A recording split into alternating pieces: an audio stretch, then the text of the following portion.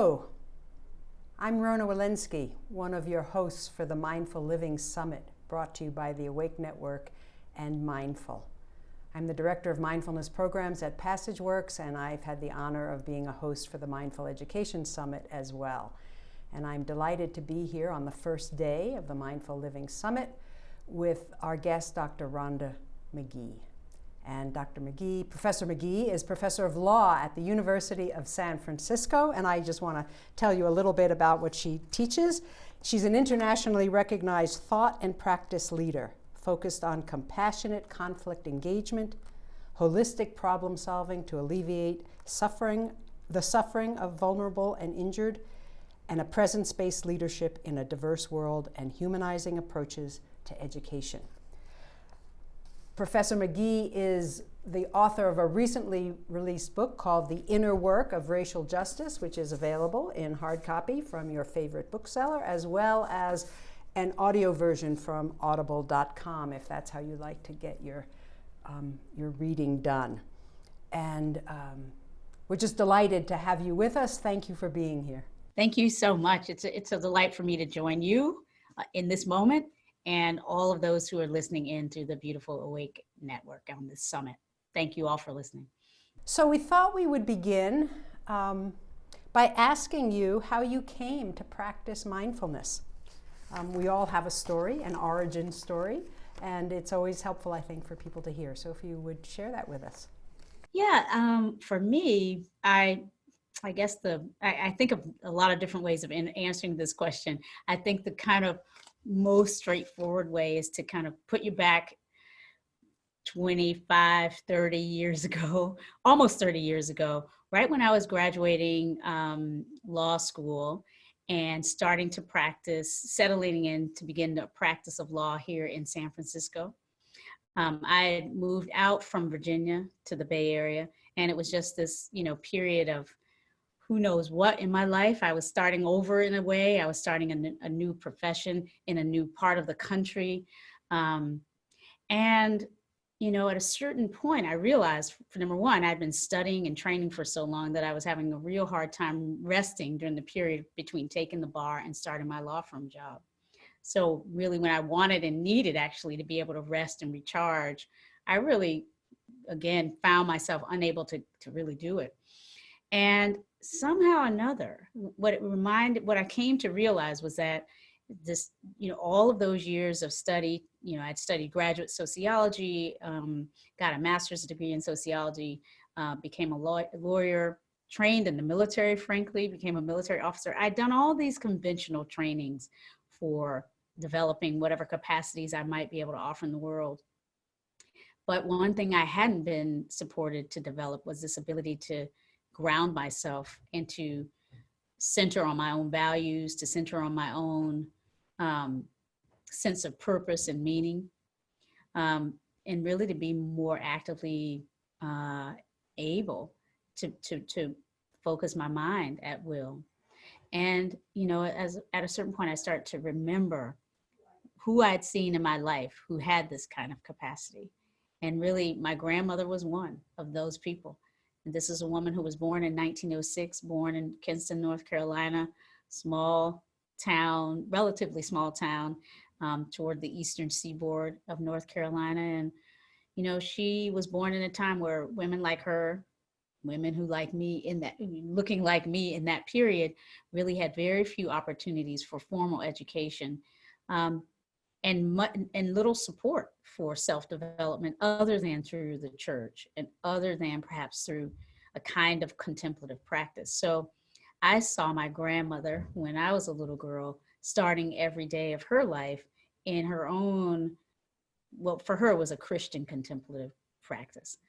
It's prayer, meditation that would begin before dawn because she had to be able to get off to work and take care outside of the home as she had to do all of her life.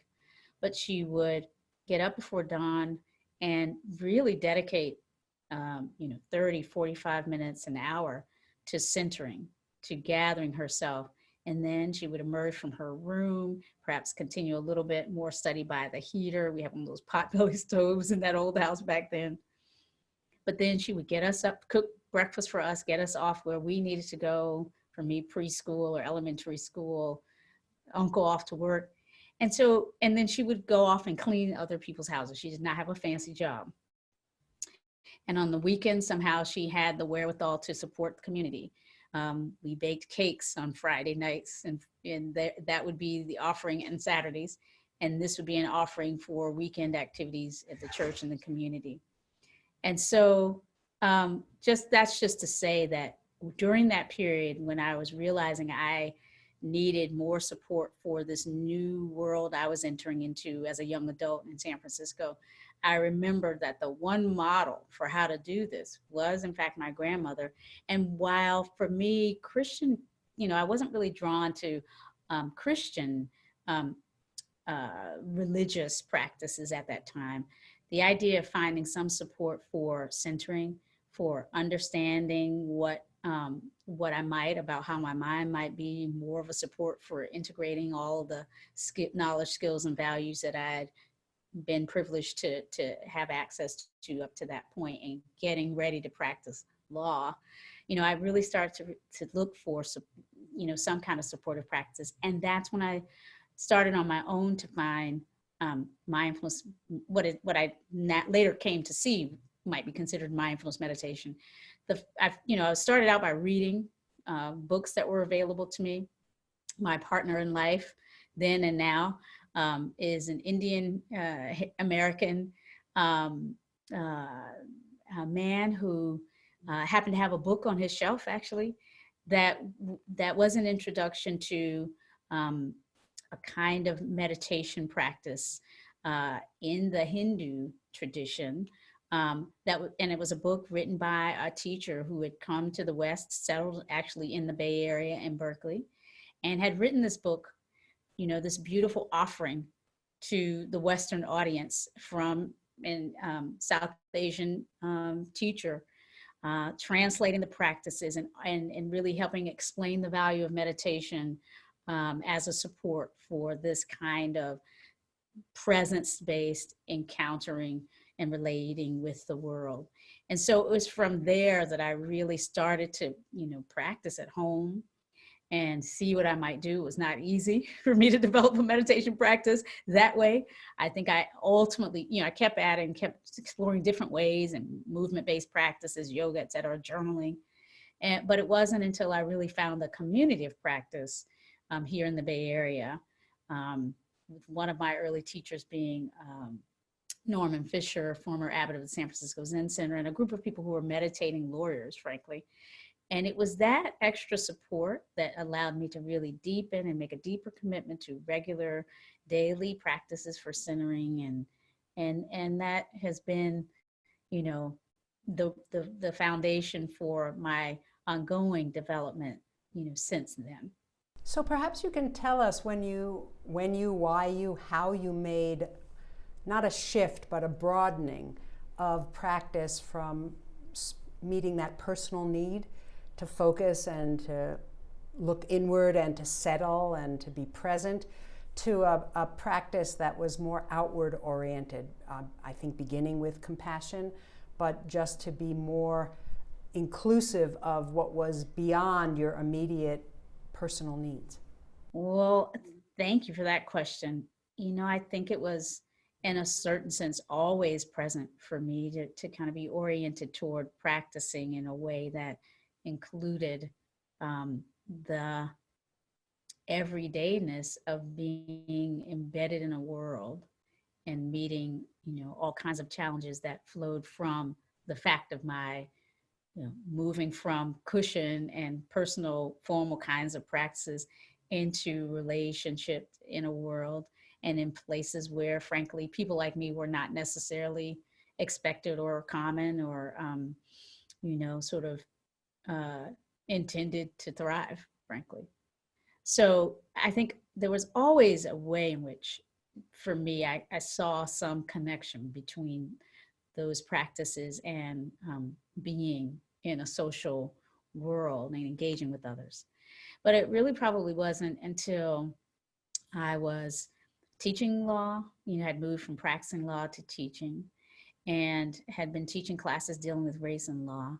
And it was just very obvious to me that the one way that I was able to be able to teach those classes year after year, confronting new groups of students for a 14-week immersion in our law and history around race-based oppression, Native, Indigenous peoples, um, African heritage peoples who were brought here and who were, as we all know, oppressed under law and through law, um, Asian American, Asian heritage people who were denied the right to become citizens and even denied the right to even enter this country for a period of our history, through on up through the period of internment through World War II. And Latino, the way the Latino experience under law, Mexican American, Mexican and Latino heritage people whose history is so vibrantly running through our particular places and spaces here in California. The process by which under law we managed to justify the taking of property rights and land and balkanize in certain ways a caste-like position of service amongst so many folks whose heritage is south of our southern border with Mexico. And so on and so on. The class would engage this ever more diverse, changing group of students every semester with these facts of our history. That's not easy work to contemplate the 400 years of this kind of race-based subjugating practices and the very many different ways that law and policy was hand in glove with constructing our sense of our identities as belonging or not through the notion of race.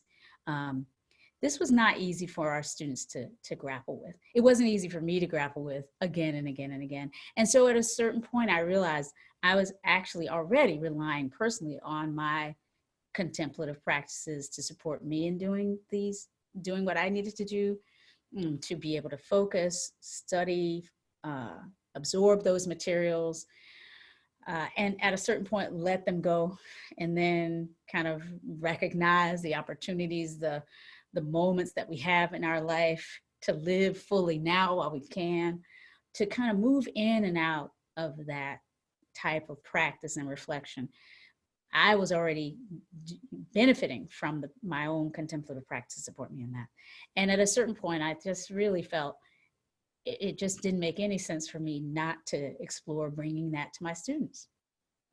And so much has flowed from the kind of stealth and nascent ways that I started bringing these practices to my students in the early 2000s, gradually becoming more committed to the value, seeing the benefit in my students' experiences that was flowing from that, the way in which they were being supported and looking inward at their own life experience and what they already know about these materials, or what they already know about how the materials that we were reading had something to say or could help them understand their family histories, how they enter into the conversation, what particular knowledge they carry and they know about, and they can help, through which they may serve to help teach and advance the conversation, as well as the if you will, blind spots, the areas that,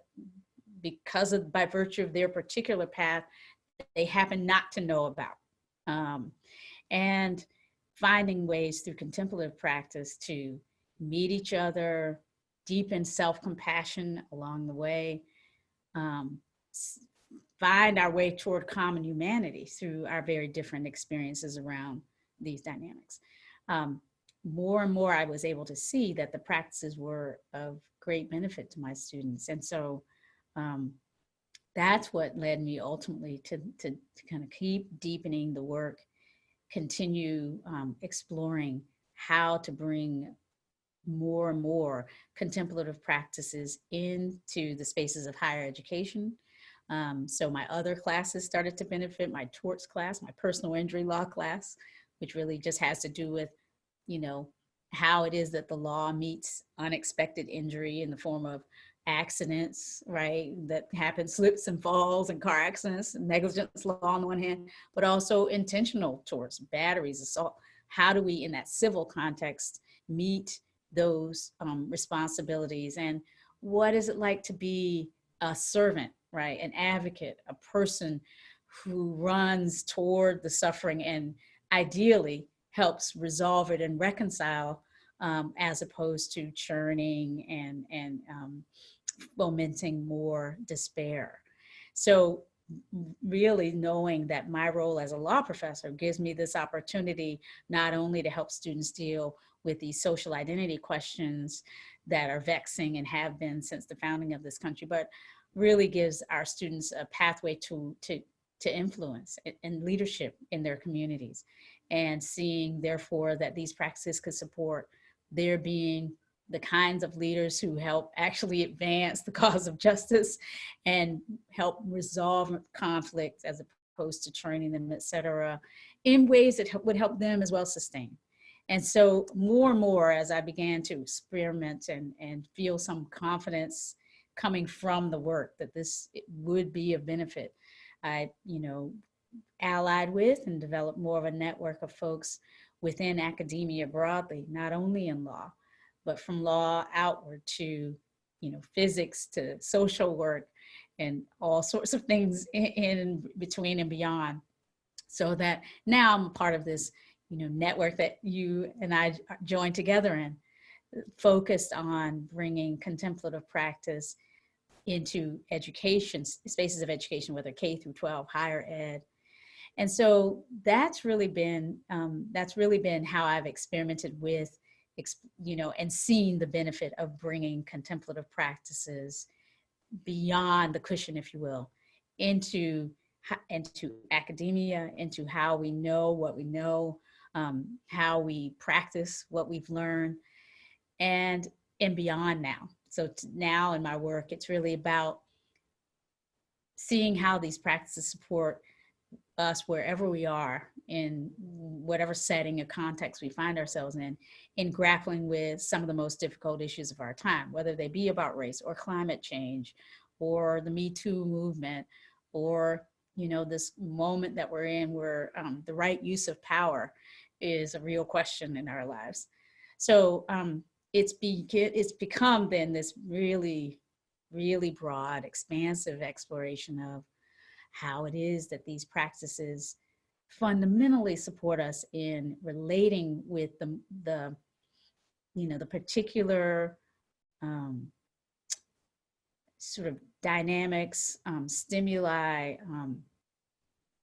the felt sense of threat, the particularities of our embodied experiences that are, always opportunities and moments where we can go one way or another, and helping us bring forth the commitment, the intentionality to make the most of the opportunities presented by our lives to move in the direction of our values and of our, to use the language of Lincoln, the better angels of our nature, and try and make the world a better place in whatever ways we can. So that's an incredibly powerful vision of the way in which mindfulness and related and compassion practices have an impact on suffering, both personal and societal. And I wonder if you could unpack for us a little bit what you think it is about these practices that alleviate suffering. What is it that they cultivate, or that they help us, how they help us choose the path of the better angels? Just to, I know there's not an obvious mechanism, it's not a chemical reaction, but just why is this such a powerful catalyst for a transformative kind of relationship to suffering? Well, I mean, I think it's a really great question for many reasons, but one of which is because I think, it's, for me, the invitation is to explore this and see for ourselves. I can say some things about it, but always the invitation is to see if this is true. And when I invite conversations with folks around whether or not these practices in fact catalyze transformation in a way that's not just personal, but maybe social and collective. Um, what I'm hearing and finding in my work is that can be true. It's not always necessarily true. And so it's really interesting to me to really think about what are the ways in which the practices innately support us in moving in the direction of being open to real change. But again, recognizing with humility, we're embodied, soft-bellied, carbon-based beings in a world which is constantly trying to train us and retrain us in what is acceptable in our time and place. And so, and that can certainly kind of end up in a certain sense becoming, some of the barriers to real transformation. The fact that we live in a society and live in times that constantly are trying to kind of also train us in the ways that are deemed to be acceptable in our time and our place. So for me, on the one hand, contemplative practice, the practices by which, and for me, this includes mindfulness-based meditation, and I'll just define that for these purposes as practices that support us in waking up to how it is for us in the moments of our lives, and the practices that support us in developing a way of being more present to what is.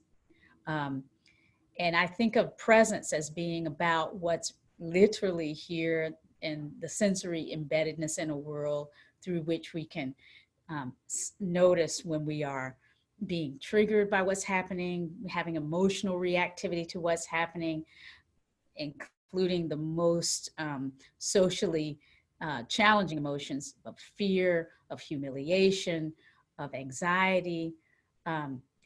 I think these practices can help us, again, be present to what's arising in us in a social landscape in ways that can assist us in counteracting what might be our automatic reactions to those stimuli and inviting a pause through which we can choose more intentional ways of responding to these kind of neurobiologically,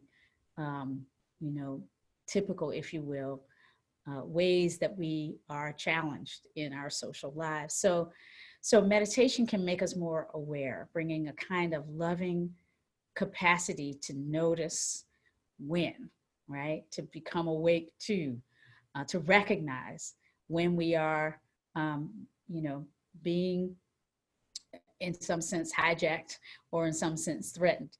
And these, again, are the most socially challenging aspects of experience that I'm pointing to. Of course, mindfulness allows us to see much more than that. And we talk about the whole range. It allows us to notice when there isn't threat, when there's joy, when there's peace, how it is that we relate to all of these aspects of our experience, of course.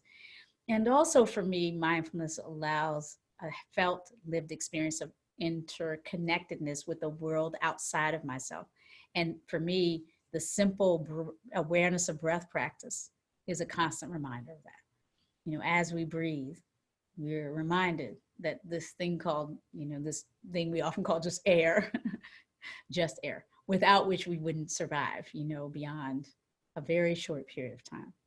And that we all, and to realize as we breathe, we're fortunate to be in environments where the quality of the air is such that we can breathe with some ease if we're physically able to do that. And of course, the embodiment that enables this is also something that we can become much more present to, that we live and breathe in a body.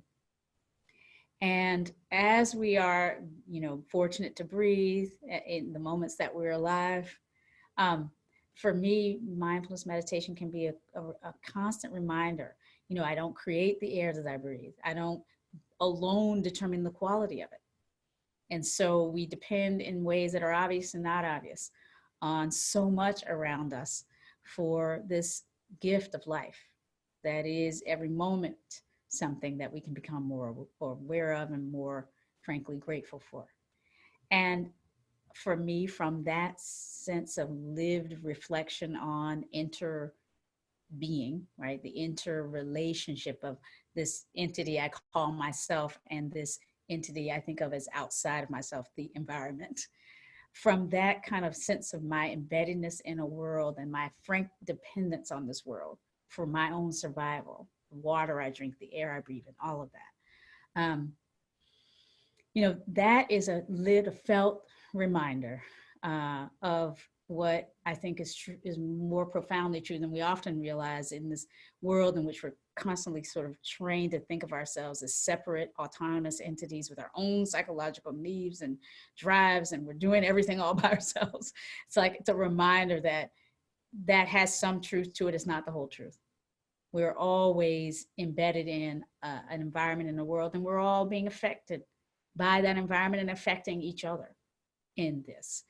And those are the kinds of deep foundational insights that, for me, open up with just a little bit of support and inquiry, a kind of humility, right? That can counteract the hubris that the ego will help develop in any one of us who, right, is supported in thinking we're doing it all on our own. Everything we've achieved and accomplished has all been our own efforts.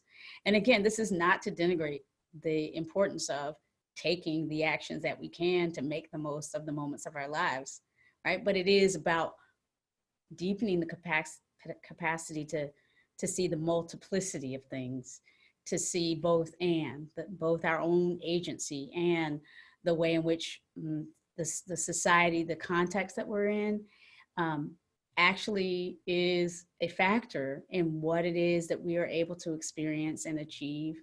And so, to me, the practice is, again, with a little bit of support, because again, you can as well engage in these practices and sort of bypass all of these lessons and implications of interconnectedness. And so I think the ethics of the work for me, the kind of foundational, like, if there is a question of what is this for? If there is a question of what does it suggest? How does it suggest I might act in the world if I realize my life is somehow connected with yours? What I choose to do is somehow going to affect my neighbor, whether it be to smoke in a room, right? Or other ways that my engagement with my life ultimately ripple outward from me. If one starts to really feel that, then compassion comes naturally, right? For oneself, the ways that we might be doing harm, even for ourselves or for others, even as we try not to.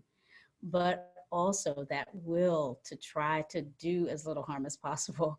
Again, realizing we're not perfect, we're going to make mistakes, right? So again, to me, mindfulness is about a rich commitment to making the most of as far as we know, this one life we have. There may be others, but while we're here, being as courageous, frankly, as intentional as possible about taking the steps we need to take for our own and others' well-being in the moments of our lives.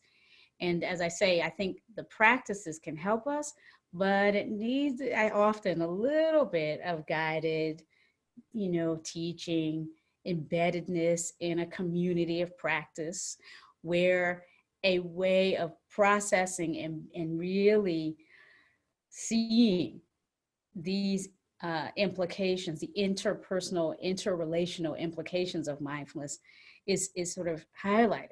Because I think we all, as I've said before, we all have seen how it is that these practices might as well support people in bypassing and just saying, well, it's just about me, my own well-being, my own personal healing. And if I can just do the best I can, I don't have to think about all of those others.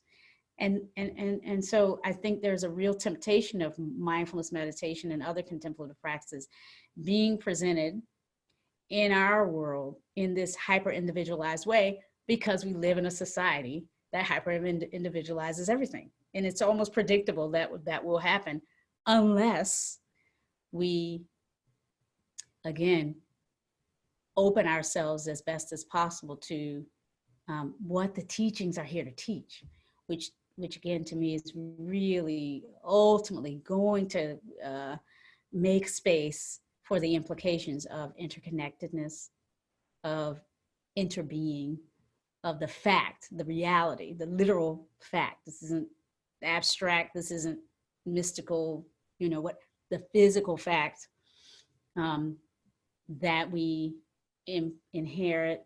We have inherited a world that we didn't create. We are contributing in ways that are obvious and non-obvious to this world around us all the time. And again, the neuroscience and neurobiologists are giving us more evidence of this all the time. The physics give us evidence of this all the time. But our lived experience is just another doorway into this. And this is how I think mindfulness can help, if we're willing, help us in these ways to see our way into connected, ethical engagement in the world. I want to make a connection between some of what you just said to what I think is a very important theme in your book. The idea that the theme in your book that I want to connect to is the idea that we're all racialized. And I want to allow you to define that for our audience, but the way I want to make that connection is from that physical experience guided by some teachings of our natural interconnectedness to the world, that we depend on the air and the water and the food and the sun and the that we also, that it isn't a very far step, both experientially and cognitively, to the realization that we are shaped by our social world. Just as we are embedded in a natural world, we are embedded in a social world, even with our myth of hyper-individuality, and that we have, and that's our particular American illness, distorted view. But suddenly that opens a pathway to the ways in which the things I think, even the way my emotions work, the way I relate to people who are different than I am, the way I relate to the way the society is structured, is not something I created, but I am embedded.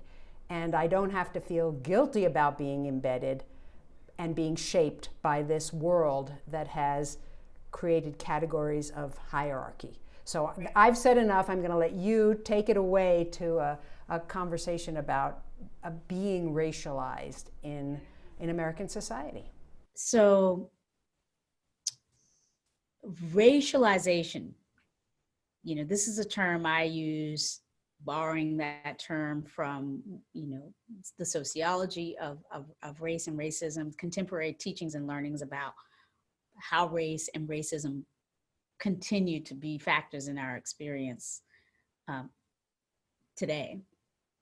This idea of racialization is meant to kind of help us think about the process by which we come to see ourselves and others, and come to know ourselves in ways, again, obvious and not so obvious sometimes, that have a racial content, right? How do we come to think of ourselves and others through the language and ideas of race? And racialization is, partaking of the kind of constructivist philosophical teaching and cognitive approach, this idea that we're socially constructing ways of thinking and being in the world. And so we've often heard this idea of race as a social construct, right, as opposed to a biological construct. And again, there may be some ways that people can debate that. I think there's a resurgence of like notions of scientific racism that partake and trade in this idea that there's something concrete and biologically real about racial difference. But, the majority of respected scientists in biology, in sociology, in anthropology, really have helped us to see that each of us, especially embedded in particular cultures and times and places in the world, inherit through the cultural teachings and trainings ways of categorizing other human beings. And so in America, obviously this concept of race has been with us for a very, very, very long time, and not just been with us, but has been, so foundational to opportunity, to be included and excluded, to have rights and not have rights, to have respect and regard or not. We know that the idea of race has been elaborated and refined and, sort of really been so fundamental in terms of shaping so much of the world around us, the literal built environment in community after community in the United States has been shaped historically by segregation practices that were the kind of, social legal practices that did its part to train us in what race would mean in terms of who belonged where and for what and in what roles. So there's so much actual, I would say, subtlety to this question of what racialization means on the one hand and what it looks like. But suffice it to say that that is a term that's trying to capture, again, the social dynamics by which race itself is made real in our lives. And, for some of us, part of the training about race and how it's made real is to avoid it. The training has been to not name it as something that's relevant to particular people, but maybe something that's relevant to other people. So each of us, I think, it bears reflecting. How have we come to understand what race is, what it means, our own, if you will, personal, if you will, relationship to this idea of race? What is the racial category that is best associated with our embodiment? How do other people think of us in terms of race? There's a great deal of subtlety to that. And so I think that when I use the term racialization, I'm inviting reflection on as much of what there is to be known about how that is for us, how it has been for us. And again, each of us has walked very different paths around this on the one hand. And on the other hand, we live in a social and cultural world. And in those worlds, different ways of training and teaching and, obvious, subtle, explicit, implicit teachings around what race means have been a feature of our lives.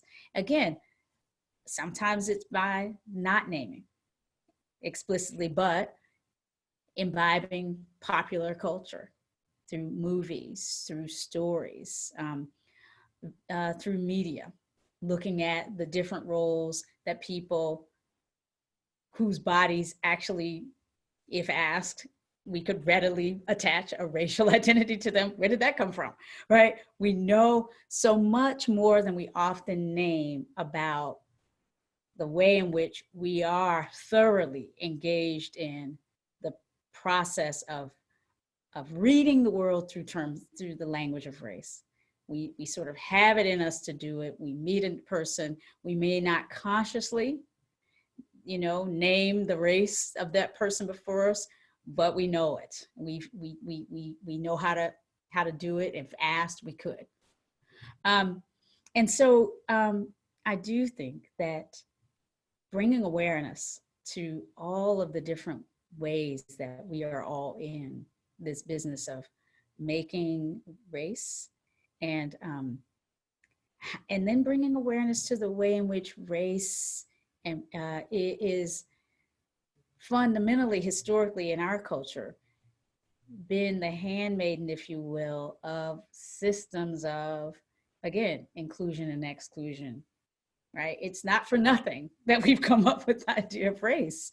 It's literally been to support structures and systems of oppression historically. And while, we have elaborated on all of the history and the practices that we've inherited and that have built up the world around us in ways that make space for all kinds of different and new ways of thinking about race and inhabiting it from a place of personal choice and identity and, finding pride in our identities and all of that. it bears thinking about how we wouldn't be in these conversations but for, a history, a long, deep history through which the idea of race has supported the practices of racism, the practices of privileging certain racially identified beings and bodies and thereby neighborhoods and institutions and roles, and disadvantaging other racially identified bodies, neighborhoods, beings, institutions, roles, etc. And so it's that very difficult, sometimes not difficult, right? The kind of dynamics around really seeing how race is still relevant in all our lives, and how racism and the patterns or legacies, the conditionings, the trainings around, how to more or less maintain the status quo of the hierarchies of race that we've inherited. How are these hierarchies continuing to replicate? How has it been the case? And not just hierarchies, obviously, around race, but we know race intersects with gender and sex orientation and immigration status and religion and all kinds of different categories. So there's obviously a whole rich conversation about how these ideas intersect with other ways we have of, identifying ourselves and others. But to kind of focus on race because it is so slippery, there's a sociologist who used the phrase racecraft here to get us thinking about the similarities between racecraft and witchcraft almost, because it's like we know that these dynamics are happening and operating in our lives. We often have conscious intentions not to act in a way that would replicate racial hierarchy, and yet at the same, almost in the same person, in the same moment, we may find ourselves replicating patterns and circumstances, making choices that have the effect of reifying the hierarchy, or at least not dismantling it. And so that's, I think, there's so much there that we could unpack. And I think that's one of the reasons why I wrote the book, to help it be a support for what I consider to be the ongoing work. As long as we're embedded in a social world that has made race relevant. And I think any belief that it could be otherwise in our lifetimes is simply conceit. I mean, this is going to be with us. And so, to me, bringing awareness directly into how it is that we continue to be in it, to continue to have the will to look at how we are with race and racism, how we are with race as it intersects with other isms and schisms, and how we might courageously and intentionally take actions, take stands, disrupt practices, create new policies, create new ways of being together that would make for more justice around race and racism in our own particular institutions, settings, neighborhoods, families, and in the broader world.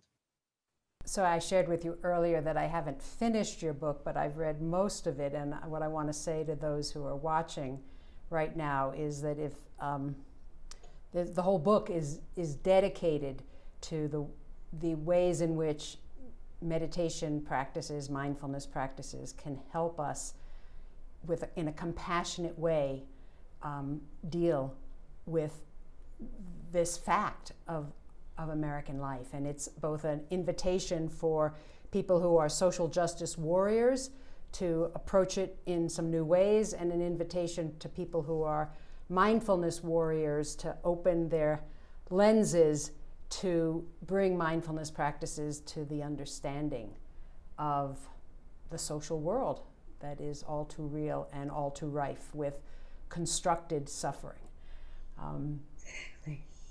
So what I'd like to invite you to do now is, would you choose and lead us in one of your practices, and something very concrete for people to take away? and then we'll close our time together because we don't want you to give the whole book away. Thank you. Absolutely. So yeah, let's take a moment as we are, just as we are right now, having been reflecting together on these ideas, concepts. Perhaps as we've been talking here and sitting here, those of you who've been listening, participating in your own ways from afar, perhaps some memories, images, some emotions have been arising, some stories that you carry have been coming up. Perhaps you're able to feel some of the ways that you have suffered. Your family members have suffered. Members of your lineage, your heritage group have suffered. That this conversation about race and racialization helps remind you of. I think all of our cultures know something, have experienced in some ways, some of the sufferings around these ways that we have of identifying ourselves and others through the language of race. Some of us may be more in touch with those sufferings, the wounds we've seen, witnessed, or carry as a result of these practices.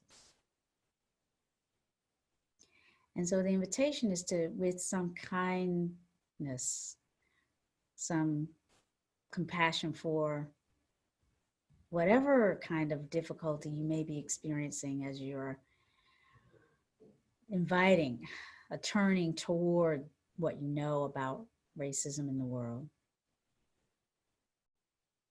in your own experience, in your family's experiences, in the historical lineage that you draw from, perhaps, or in the lineage of the lives of people around you that you are seeking to serve, to help.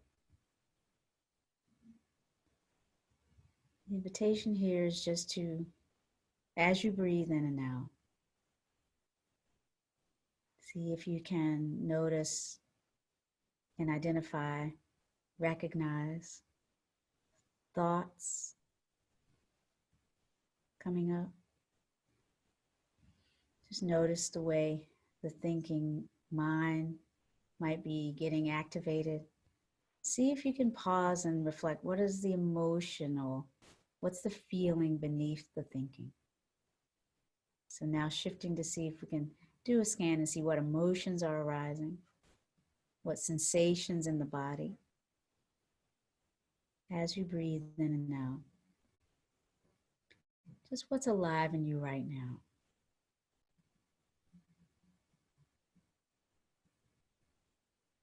And seeing if you can put a word, if there's a feeling there, seeing if you can maybe just name that feeling. The research tells us naming the feelings. If there's anger, if there is shame, if there's sadness, if there's anxiety, kind of a complex of feelings we might call anxiety. Just naming this can be a bridge towards relating with what we call emotion in a more effective way. So yes, if there is anger, naming that. If there is sadness, naming that. On the other hand, if there's some joy that comes from creating within yourself and being a part of a conversation where you can turn toward these issues with a little bit more support, maybe you can feel that too, name that. There's no right or wrong as you breathe in and out. The invitation is to bring mindfulness to the recognition of what is alive for you as you turn toward this aspect of your own experience and what you know in your bodies about it. With the quality of acceptance. We're accepting just for the moment. This is what is arising.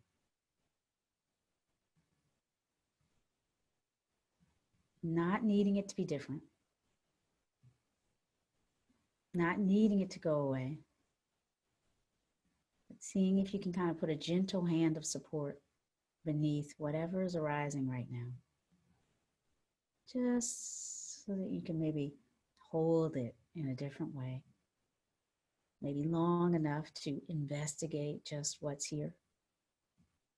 Maybe you might set aside time later to further reflect on what is arising and what memories, what, frankly, what suffering is coming up for you. You might decide this is worthy of deeper investigation. But for now, as you breathe in and out, just noticing that mindfulness does allow the recognizing, the accepting, the investigation, as much or as little as you feel able to do, of the deeper roots of what you're feeling. And it enables us to do this without attaching, with non-attachment, right, to what is coming up. And by that I mean, as we breathe in, noticing what's arising. As you breathe out, perhaps seeing if you can let go a little bit, release as much as you might be ready to release. And on the next in-breath, invite a sense of what else is here. Breathing out, releasing as much as you're willing and ready to release. And so in this moment of practice, we've been able to recognize, accept, do a little bit of investigating, or notice that we can investigate the roots, the deeper underpinnings of what is here. And we can do this without attaching, without telling a new story of who we are or what we are, but simply recognizing that this is just a moment of awareness of suffering that's tied to what we know about race and racism.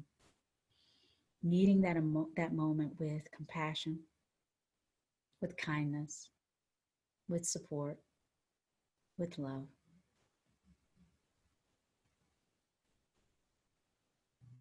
And through this practice, supporting ourselves in holding the richness of our lives and our experiences with a little bit more support for the next moment. And so, as we bring this meditation to a close,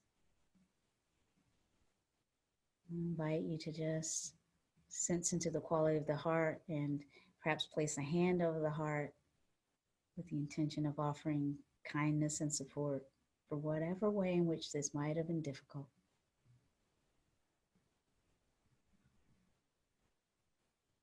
And if there is a way that you would like to bring intention to holding and carrying forth some aspect of this practice to support you for the rest of your day, see if a word comes up to capture what you might call forth as you engaged with the rest of your day-to-day experiences from here.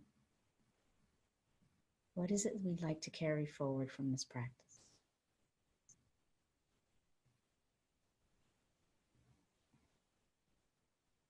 And so as and when you're ready, if your eyes have been closed for this practice, the invitation is to open them. And again, with awareness, really it's all practice. Just shift back into openness to this next moment and the next moments of our lives. Professor Magee, Rhonda, thank you so much for being with us and helping us open the Mindful Living Summit. You've given us many gifts to take with us as we go forward. Thank you.